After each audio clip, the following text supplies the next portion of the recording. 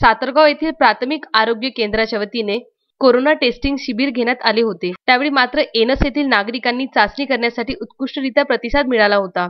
त्यावेळी जवळपास 150 नागरिकांची कोविड चाचणी घेण्यात आली होती। नांदगाव खंडेश्वर तालुक्यातील एनस येथे कोरोना पाऊस पडतोय त्याप्रमाणे पेशंट पॉझिटिव्ह आढळून येत आहे व गाव बंद करण्याची वेळ प्रशासनावर येऊ नये म्हणून दुसऱ्यांदा कोविड-19 कॅम्प घेण्यात आला।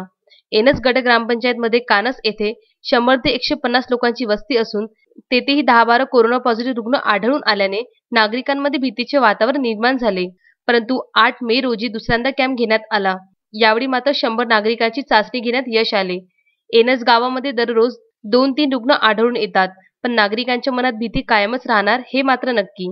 यावेळी doctor Jadhav, doctor Sharada Pandit, D S. Holkar, Pawar, Zimte, Dhavas, police Patil Yogesh Phuke, तलाठी जाधव, सरपंच रंजना चौधरी, सेविका मंगलाकर मोरे, संगीता कंसे, आशा स्वयंसेविका मीना कंसे, मदतनीस गंगा इटनकर इत्यादी उपस्थित होते।